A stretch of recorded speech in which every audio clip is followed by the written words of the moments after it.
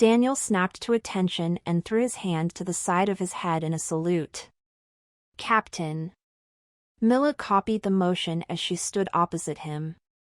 Lieutenant Commander. Today is the day, Captain, he reminded her. Indeed it is, she agreed, gesturing for him to follow her. Everything is signed off and has been cleared. Transfers have been finalized, the engineers on base have finished their work given their approvals, logistics has finished stocking and have stowed personal effects, and command has been transferred to me, with you having backup command. We have our ship, number 1. We do indeed, he agreed as they walked out towards the airfield, removing their headdresses to prevent them from becoming foreign objects. As they headed over to a nearby cart, Daniel began to look around for their supposed ship, but he couldn't find anything landed at the base, CNB-10FAC, that matched the description of the ship they had been assigned to. Because of this, it wasn't too surprising to him when they headed over to one of the empty landing pads, heading down a ramp near it into the underground hangar below it. Once they passed through the blast doors, they laid their eyes on their new home. Damn, that's our super-secret experimental frigate? Daniel asked as he looked it up and down. Yep, Milla confirmed. So super secret that I couldn't find out most of what's on it until you were promoted a week ago, but was also fine to let Oprin ride to Earth on as a civilian. Yep, Milla repeated, though slightly less enthusiastically. That being said, almost all of that tech wasn't installed until it arrived here. It is a beautiful ship though, Daniel commented, trying to quickly steer away from any negativity. If this is the direction smaller Navy ships are going in, I think I'm going to like it. The triangular and hexagonal holes were good at deflecting fire when positioned correctly, but this just screams to me that it follows some of those beautiful stealth fighters from a century ago. The 4 rotating thruster pods are odd, but I bet this thing is going to move like nothing else in the fleet. That is the idea, though it's nice that they also allow the ship to land on planets without a landing aid. That does mean we don't get a shuttle though, but conversely that means we have more space for other things, Milla explained as the cart pulled up to the sealed entrance to the ship. Sure hope we're putting it to good use, he replied, looking at the 8 people standing in front of the ship, all in space uniforms like Daniel and Milla also were. As he and Milla exited the cart, Daniel immediately recognized 2 of the 8 people standing there, and one sent a pang of anxiety to his stomach.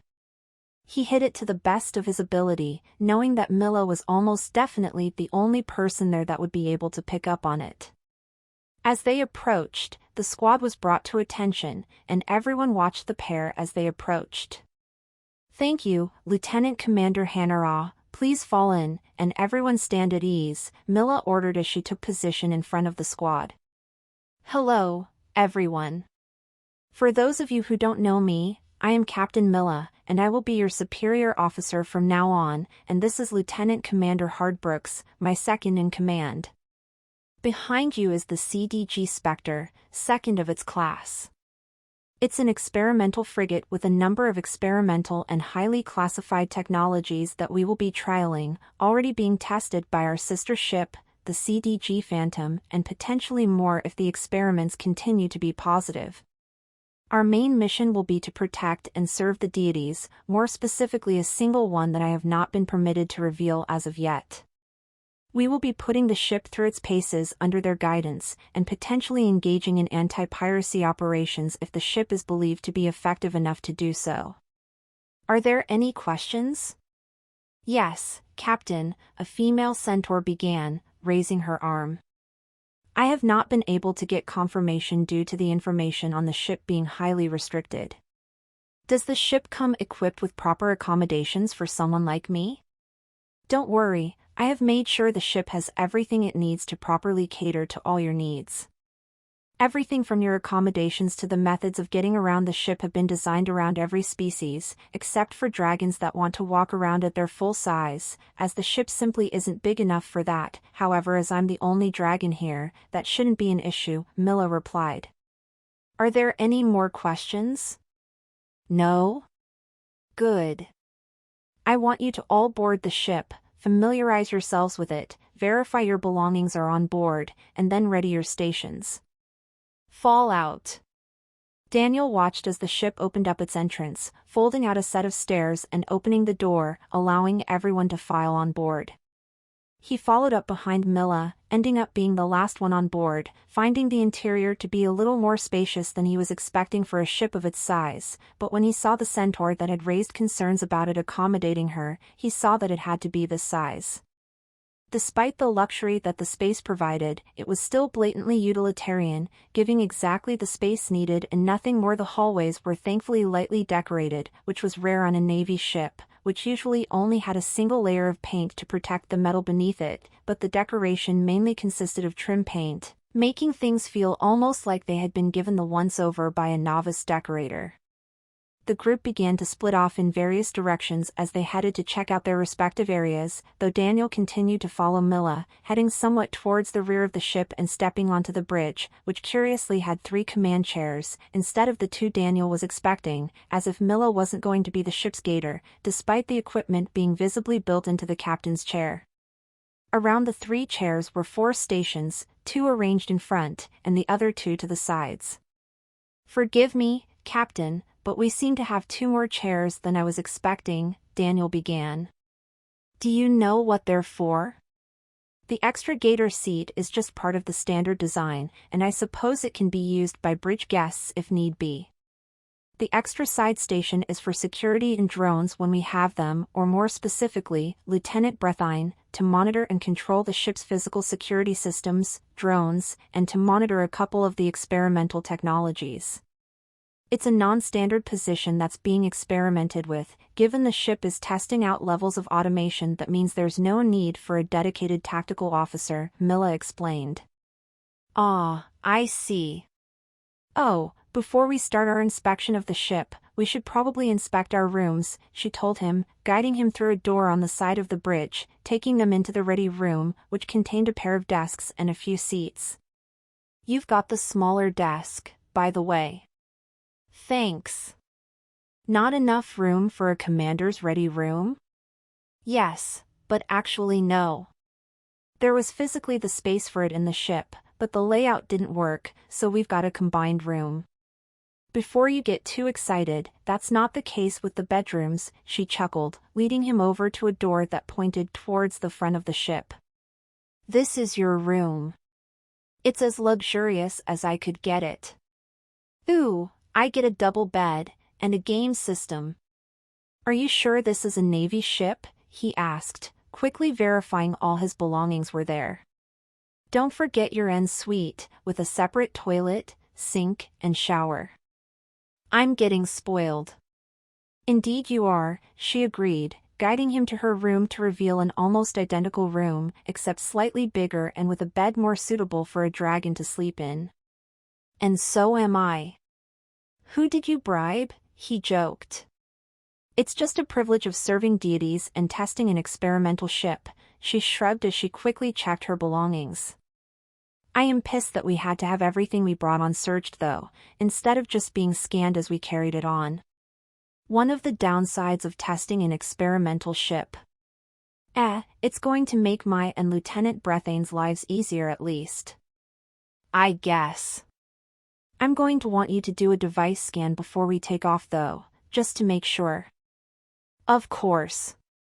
"So, let's go get this inspection underway," Milla told him, headed back to the bridge. "Let's start with the 6. Affinity, can you hear me?" "I can hear you loud and clear, Captain," the 6 responded. "Please begin a capability report." AFN 3128753, nickname, Affinity. A level 10-6 with advanced combat, EWAR, drone handling, automation, therapy, and medical assistance capabilities. The AFN class of VIS is considered to be the most advanced VIS outside of research labs, with the potential to run a ship more effectively than its crew. However, that functionality has not been implemented and cannot be enabled. This specific model has been uploaded with data from the Trailmaker where it concerns members of crew on this ship that were also present on the other. "Thank you, Affinity." Please run self-diagnostics and standard security checks in preparation for our departure. Affirmative. Running requested programs. I will notify you of the results when they are available. Thank you, Affinity, Milla replied, leading Daniel off of the bridge to the room directly in front of it. Now, the first stop, where all the immediately dangerous stuff is. Lieutenant Brethine, how are things looking so far? Everything is fine so far, ma'am, the centaur replied, standing to attention. At ease, I won't be running this ship super strict, it's too small for that, Milla replied. Thank you, ma'am, she replied, looking at the racks of guns and weapons, as well as the 5 armor alcoves, of which 4 were full. As it currently stands, we have all 50 weapons that were requisitioned, as well as 4 sets of armor, 1 for everyone qualified to use them. I am currently checking to make sure all pass inspection. Very good. Let me know if there are any issues. Of course, ma'am. On to our next stop then, Milla told Daniel, leading him rearwards and down a set of elongated stairs that accommodated quadrupedal crew members. Lieutenant Skvirts, are things looking good down here? Aye, ma'am, on the surface at least. Proper checks are going to take hours, though all this stuff was checked by multiple engineers before we got it, so I think it'll be fine, a dwarf replied, as he retracted the tools in both his mechanical arms and tried to stand to attention before Milla waved her hand. I'd also like to spend a little more time than normal to get them 2 trained up on some of the new stuff. Of course, we aren't in a rush, take all the time you need, she replied, looking at the 2 human engineers checking off a bunch of readouts on many of the machines that were dotted around the engineering room. We'll get out of your way then. Thank you, ma'am, I'll let you know when I'm happy for this thing to fly, Lieutenant Skvirts replied, getting back to his work. Now, let's see if anyone is in the next couple of rooms, Milla told Daniel, leading him into the adjacent room. Once they walked through the door, they were greeted with a mostly empty room only containing a few boxes of supplies. The room was rectangular and the floor was supported by 6 retracted pistons. There was also a hatch on one of the walls, which was underneath a currently unladen triple crane system that had shield emitters that would hold a separate atmosphere on either side. Here's our cargo bay. Not the biggest, but it's enough. We have room for 6 small drones, or 2 standard combat drones, so it doubles as a drone hangar. We'll probably only have a single small scout drone loaded in here most of the time though, Milla explained. That could come in handy in a pinch, he replied as they walked into the next room. Ah, the boom room.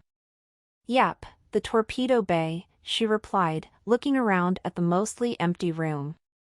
We'll get stocked up once we arrive at our station. What's this one under the sheet? He asked as he carefully peeked under a black tarp. Experiment 6. I thought we'd get that at the station. The warhead, which is Experiment 7, but we have the body here, she explained. I see, he replied as he followed her up another set of stairs. And now we're in the sensor maintenance room. I see we've got good access in case Experiment 3 proves troublesome, he commented, looking at the highly advanced multifunction sensor array. Yes, but the other ships trialing it haven't had any issues in over a year, so we should be good too. It's the one thing here that's closest to becoming standard. Sounds good, he replied, following her through a door and entering the mess room.